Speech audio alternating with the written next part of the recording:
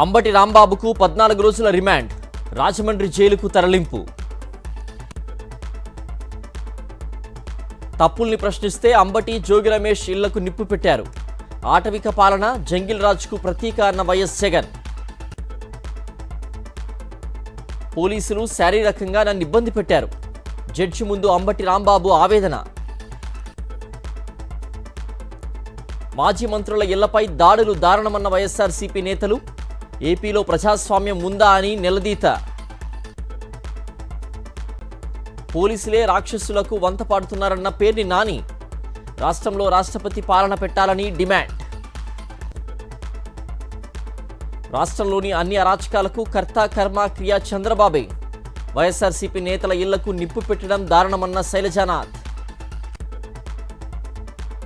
Guntur mobile court వద్ద పోలీసుల over action.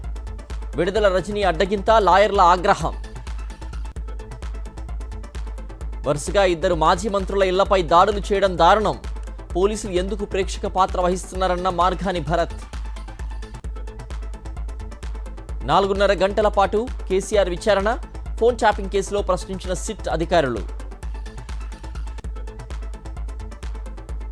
Telangana Bhavan వద్ద టెన్షన్ వాతావరణం. నందినగర్ వెళ్లేందుకు సిద్ధమైన బీఆర్ఎస్ కార్యకర్తలు, అడ్డుకున్న పోలీసులు. పెద్దపల్లి అంబేద్కర్ చౌరస్తాలో నల్ల బ్యాడ్జ్లతో బీఆర్ఎస్ నేతల నిరసన.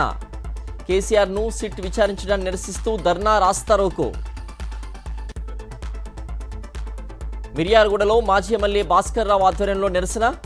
బీఆర్ఎస్ ఆఫీస్ ముందు రేవంత్ రెడ్డి దిష్టిబొమ్మ దహనం. స్వగ్రామం మోసరాకు ఎక్స్చేంజ్ కానిస్టేబుల్ సౌమ్య భౌతిక గాయం. నివాళులర్పించిన మంత్రి జూపల్లి, పోచారం. మున్సిపాలిటీ ఎన్నికల్లో కాంగ్రెస్ అభ్యర్థులు గెలిస్తేనే అభివృద్ధి సాధ్యం. మహిళలకు కాంగ్రెస్ పెద్దపీట వేసిందన్న మంత్రి కొండా సురేఖ. వైఎస్ఆర్సీపీ ఐటీ విభాగం బెంగళూరు అధ్యక్షులుగా వీర రాఘవరెడ్డి. కదిరి నేత బిఎస్ మక్బుల్ను ఘనంగా సన్మానించిన రాఘవరెడ్డి తన గెలుపు కోసం కృషి చేశారంటూ ప్రశంస.